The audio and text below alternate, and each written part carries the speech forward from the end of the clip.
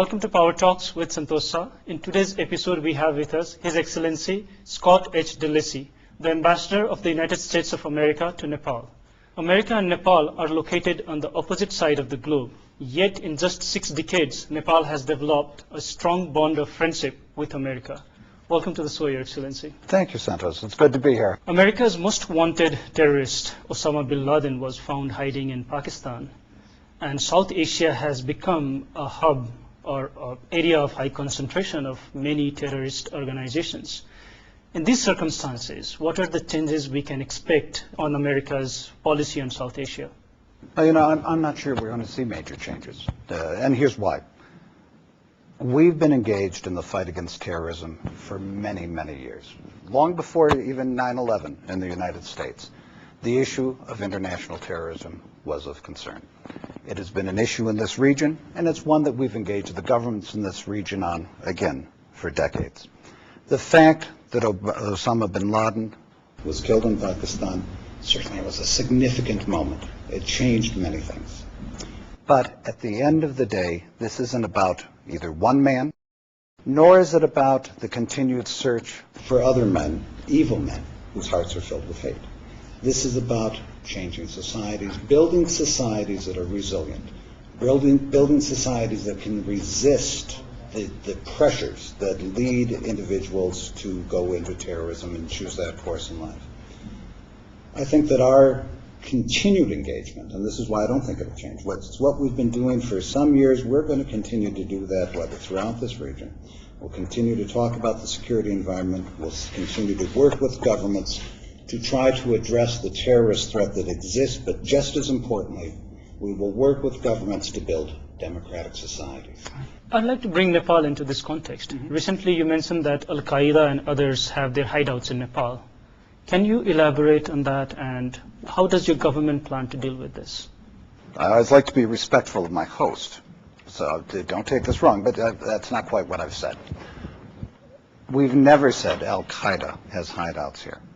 What we have said, and I don't think Al-Qaeda has anything to do with Nepal. There are terrorist groups, though, in the region, in South Asia, that recognize, and I think that see in Nepal the potential. You've got a 1,600-kilometer open border with India. Security, as we know, and the Terai was devastated. The police presence was devastated during the insurgency. Immigration controls are lax, and there are always issues there.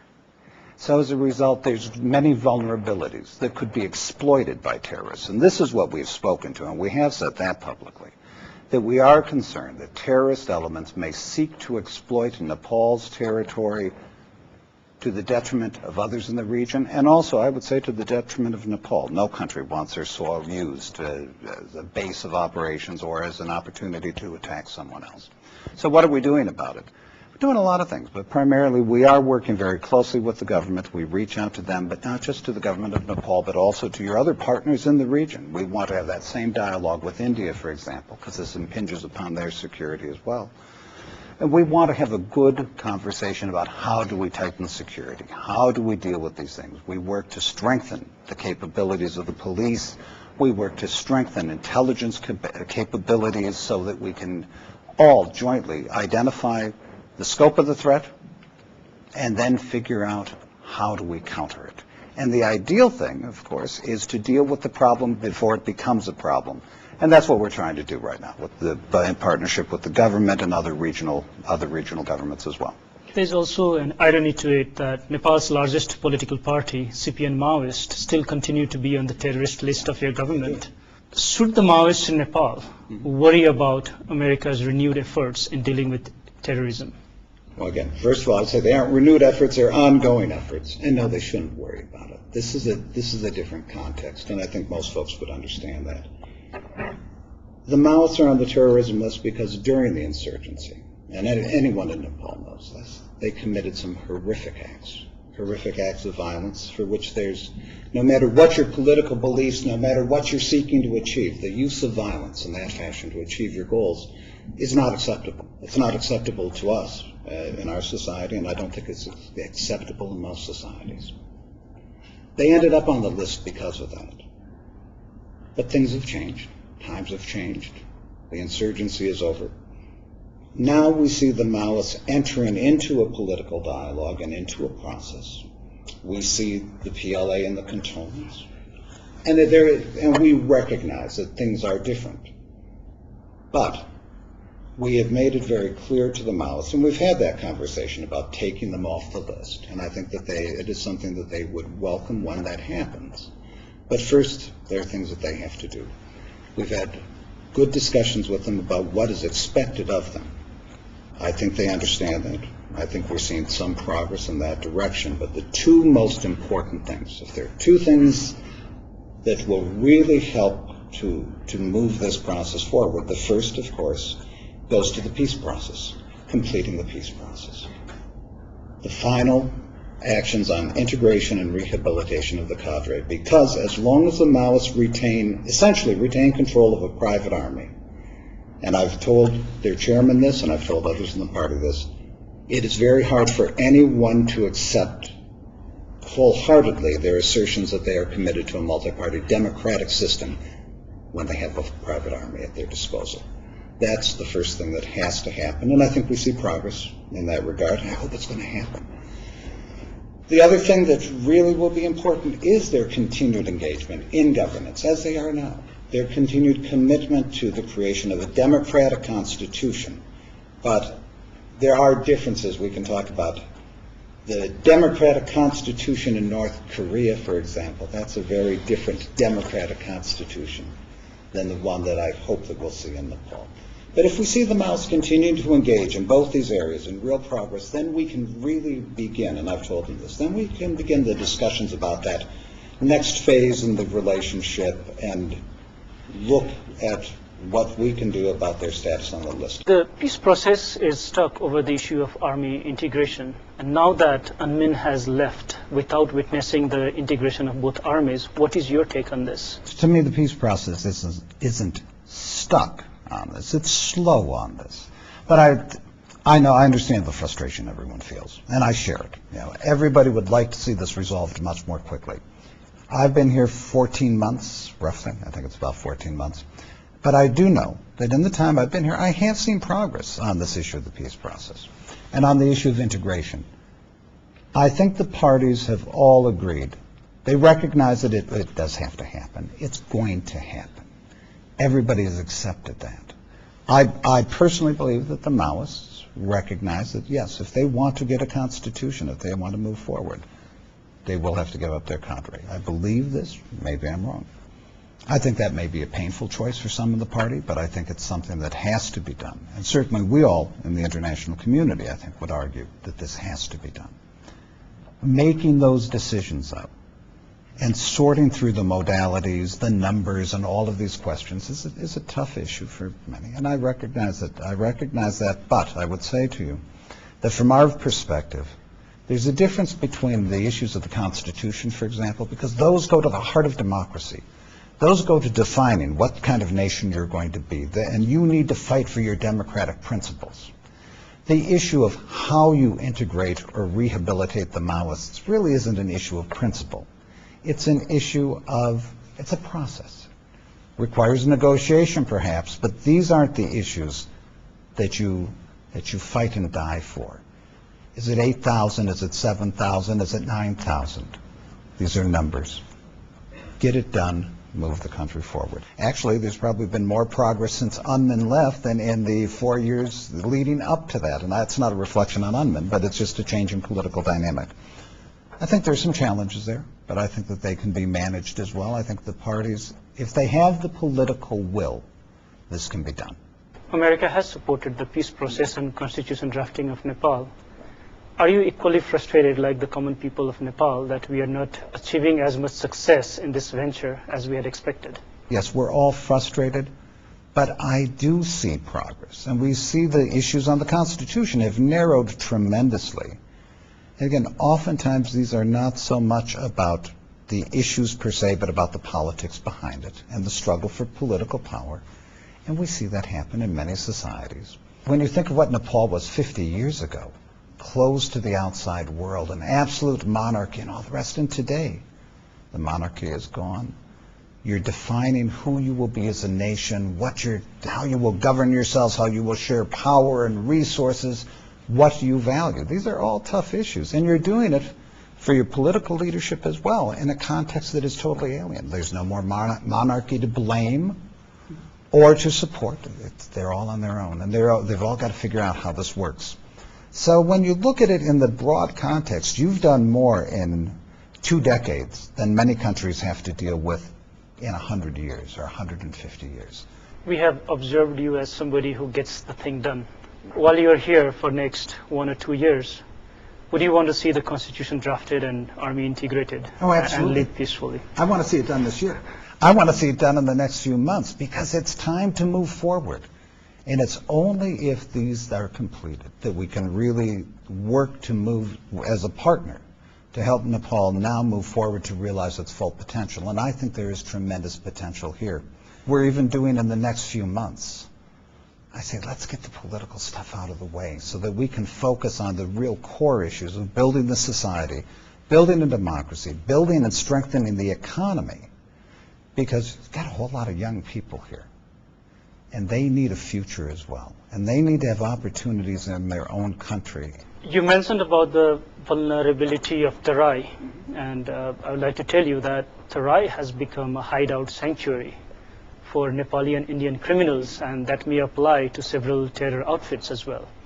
But the young people of Terai, through my own interactions with them, they are prepared. They are ready to protect their own homeland. Would you consider any serious youth empowerment plans for them so that they could be empowered to do it on their own? First of all, I agree. We're very concerned about that security environment in the Terai, and we recognize that these criminal elements, that there definitely are those criminal elements, that they grow in an environment of instability and insecurity, and that they pose a threat. They pose a threat to the society, to the values of the society. And you're right as well, that those elements engage in smuggling and doing this, doing that. A terrorist group could just as equally partner with them or draw upon their skills, such as they are, unfortunate skills, to advance their own agenda. So we're concerned about that too. In terms of empowering the young people, if you're talking about empowering them in a sense as a militia or as a security force, no, we haven't envisioned that. And to me, there's already 3 security forces in Nepal, and it's not about creating even more, all competing for resources and roles and training and power and all. It's helping the forces that exist to do their jobs effectively. Many of our development programs through USAID are also directed at helping communities and police to be able to work comprehensively together to make it a better environment. If you're talking about empowering the youth of the Terai to give them alternatives to a life of crime or violence, absolutely we're committed to doing that. And many of our resources and our development programs are directed towards the Terai, they're directed towards youth. The security mechanism which we have in the current state in Terai is near to a collapse. The presence of government, law and order is weakening day by day. Terai used to be a green belt for growing vegetables and food. Now they're growing cannabis and opium. Before Terai becomes a region of warlords like in Afghanistan, can we not look into the proverb, prevention is better than cure, for this neglected region? I think we would always argue that prevention is better than cure. And it's, this issue of drugs that you raised, Santosh, is something that I've been hearing more and more about since I've been here as well. On my first trip to the Terai about a year ago, when I was in Birganj, I started to hear about it. I have heard about it as I have traveled in other parts of the Terai, and it is an issue of concern to us. It is not yet a primary focus for us, or for any donor, and nor is it for the government, but I think that we need to be looking at this much more closely, to be honest. And I've talked with a lot of young people who are working in the Terai, many of whom are trying to address this issue, and trying to get farmers to redirect their efforts and their resources, but it's also, you've got to find that combination of alternatives and enforcement of the laws as well. We're probably making progress that can move towards enforcement. We're working with the police and all the rest, all the security establishment. But we really do need to do a better job still of empowering the people with alternatives. And also, though, it seems to me it's giving them a stake in their nation. People who really believe in their country, who want Nepal to believe in Nepal and want it to prosper, aren't going to want to produce drugs. But right now, again, until the government is able to really define what it is to be a Nepali in this new nation that you're building, I think it's harder to establish that sense of ownership, and that's part of the process too. You have already taken a major step by forming Nepal's Youth Advisory Council for the U.S. Embassy. How do you see this small but very promising step translating into several success stories in the future for Nepal? What we recognized is, again, this is a very young country. 75% of the population under the age of 35 or 72%.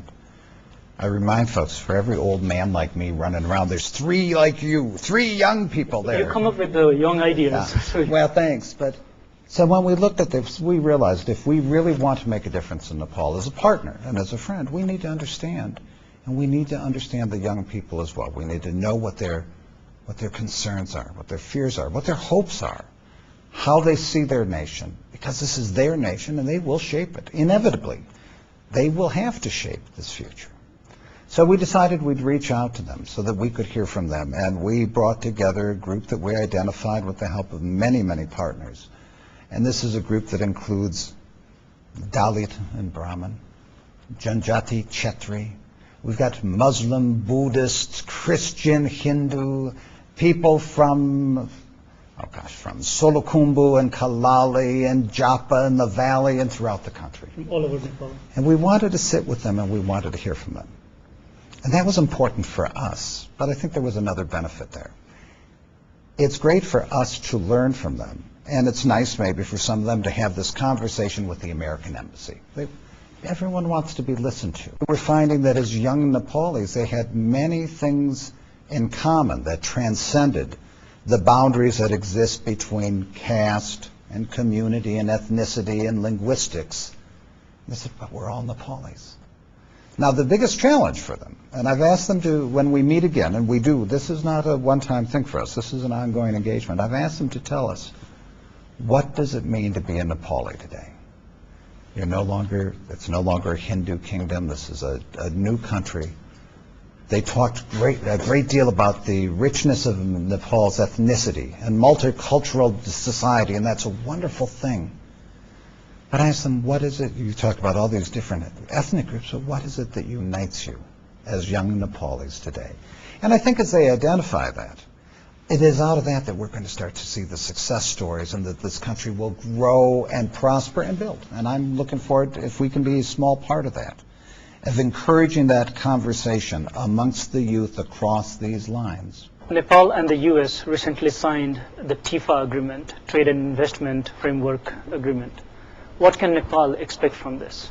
What I hope we'll see coming from this is a real surge in the economic partnerships, the commercial partnerships between our two countries. It's not going to happen overnight. But the TIFA itself provides, as it says, it's a framework agreement. It provides that the basis for us to engage with each other, a mechanism for us to resolve issues of concern, to talk about how we build both a trade and investment relationship. And I think that this is critically important to the future of Nepal. We've got to build that economy. We've got to create opportunities for the youth. We have to build for the future, and I'd like to see us do that. And I believe the time is right. I think that many people, when they look at Nepal, still think of it as they did 10 years ago. They still think of the country in insurgency and the Maoists with kukris in their teeth and blood being spilled. That's not the Nepal of today. The narrative has changed. There are challenges ahead, yes, but there is potential for growth. There are American companies who are very quietly doing business here already and who are doing well, who are making money. There are other people, Nepali companies, that are doing well, that are making money. There are opportunities for growth. You are positioned between two of the largest economies in the world, fastest growing economies in the world. India and China. I've recently traveled to New Delhi, and I talked to American businesses with the American Chamber of Commerce. And I'm very pleased because later this month, we've got a good trade delegation coming up from the American Chamber in New Delhi. And I want them to see Nepal with their own eyes. I want them to not listen to what the media has to say, with all due respect. I want them to see it for themselves. And I think that this is a formula for seeing Nepal also do well and to consolidate the democratic gains that you are going to make by having a prosperous economy that is the framework, or that provides the undergird for all of this. During the last year, you have extensively focused on the risk of natural disaster in Nepal, a subject that Nepal government seems to be a bit relaxed about. What are your assessments on the natural disaster that could be potentially in pipeline for Nepal? I believe there is that opportunity to change from being a country with Japan-sized earthquakes, but Haiti's infrastructure, and move it along that continuum towards becoming a Santiago, where you can, or Chile, where you can experience a major quake and only have 70 people die. That was a real success for Chile. It's going to require huge work. And right now, the risks that Nepal faces are tremendous. I think we've begun to change the equation, but we've only nudged the country along the continuum. I welcome the government's new focus and the leadership they've shown, and they were leaders in a major international symposium we held here in February. They came to Washington to help us participate in a major event there in April. And the messages, the most fundamental, most important message of all of this is, don't wait until hundreds of thousands of people die to say we have to do something. At the last minute. We deal with it now. Preparedness is the key, and with preparedness we can begin to change that equation, and I think the government is committed to doing that, and we're now doing all sorts of things. Wonderful program next week. We're sitting down, the head of the U.S. Marine Force Pacific will be here. We will sit with the Nepal Army and do a tabletop exercise to validate a concept of operations for disaster response that we have worked on with them. We've got to remain engaged and sustain this commitment for the next 10, 20 years, for however long we have. Women trafficking is another serious issue that Nepal has to deal with on a daily basis. And the support of your people and your government in dealing with anti-trafficking programs are incredible. They're very supportive of that. Yet, women trafficking is becoming more widespread and the whole process is becoming more complex. Can we look at upgrading some of the programs that you're supporting and also focus more on the preventive methods that could probably perfectly work? We've been working on this since the mid-1990s at least. So this is not just because CNN has decided to fight modern-day slavery, but I applaud CNN for doing that. And that's been a cause of theirs over the past year. And it was wonderful to see Anuradha Kerala become the CNN Hero of the Year. That's great. And we've supported Mighty Nepal, and we've given them grants, and we'll continue to support organizations like that. But this has to be a sustained effort. We believe you've got to do all three Ps, if you will. You have to do prevention, you have to do prosecution, and you have to do protection as well for those who have been trafficked. And we're trying to work in all three of those areas. And I will say that we've just granted, in fact, the Asia Foundation a $6.8 million award to further advance our anti-trafficking programs. We are working very, very closely with the government of Nepal on every level. I've reached out, I've talked with the Attorney General, because it's important to make the prosecution work effectively as well. And the prevention element is also an important one. For example, the American Himalayan Foundation is doing a good program here, and we're going to be supporting that as well through USAID. And it's a program to keep girls in school, because girls who are in school, who have other opportunities, who are given a good education, are able to resist those temptations and the stories and the lies that they're told that bring them into this process. So absolutely, we are committed to working on all the dimensions of this problem. It's a multidimensional challenge, and we have to approach it multidimensionally as well. We will continue to bring those resources, and I can tell you, for Secretary Clinton, for President Obama, personally, this is an issue that they care about. And for me, it's an issue that I care about. I've got a daughter. I've got a granddaughter. If you care about your kids, if we care about the women in our lives that matter, we're going to fight this. And it's not always just women who are trafficked either. We need to fight this issue. And I would just say we need to fight it not only across the border when the women or girls are trafficked to a brothel in India or into domestic servitude in the Middle East, but also in Nepal. And I challenge my colleagues here to be as concerned about the massage parlors and the dance bars and the cabin restaurants as they are about a girl who's sold to a brothel in Bombay. Most of the time they're minors. Absolutely. No, this is a huge problem, and I know that for the leadership of my government, it's not just, it's an important cause, but they feel this personally, morally, this is wrong. And I agree, and this is why we fight it.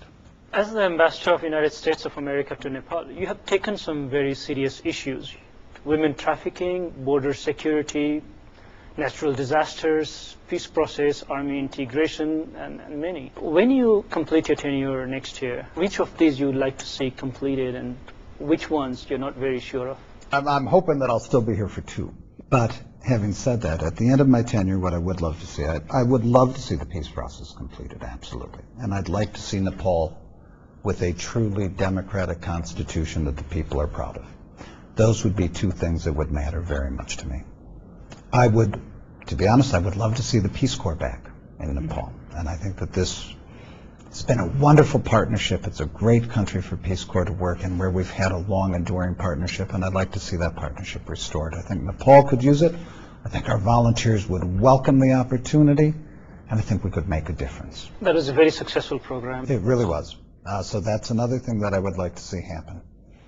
Certainly, on the issue of trafficking, we would like to see it stopped. Totally, completely. Totally, completely. I don't know that that's realistic in the world, but we have to fight towards the goals sometimes. They may be difficult, they may be a dream, but I think we have to fight towards that. The thing is, Santos, I care about all these issues. I think on disaster risk reduction, we have to continue to make progress. There is no excuse for not making progress, and we fail. And I think the government fails. I think it fails its people. I think we fail as partners if we don't push forward. But the one thing that we haven't talked about, though, that I would like to see progress on, and that, again, we touched on the need for building that sense of engagement and commitment for the youth, giving them an opportunity for the future. Every morning when I go to the embassy, I see the queues outside the Ministry of Foreign Affairs. For the passports? For the passports, the visas. You can't build an economy that's sustainable on exporting your kids or on customs revenues.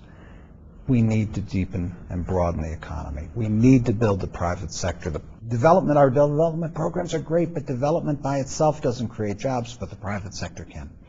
We need to strengthen that private sector. We need to see these jobs created, and I think the potential is there for that to happen in Nepal today. And that's the other thing I'd like to contribute to, at least to some extent. We recognize there are constraints, the energy issue, for example, and I think it's vitally important that we help to bring about a resolution to the energy crisis. We're trying to bring in U.S. companies. We had an energy roundtable when I was in Washington with your government's delegation. We're working hard on that, not just energy for energy's sake, but so that it can be an engine for growth for this economy. And if we can help with that as well, that also, if the economy starts to work, then you also get at issues of trafficking. You have more resources to put into education, into disaster risk reduction, into all of these other things. So that economic issue is increasingly a focus for our embassy, and I think it'll be a very strong focus for me in the next 2 years that I'm here. Your Excellency, it was wonderful having you on Power Talks. Thank you, Santos. It was my pleasure to be with you today. Thank you. Thank you for being with us. We'll be back next week at the same time. Until then, good luck and goodbye.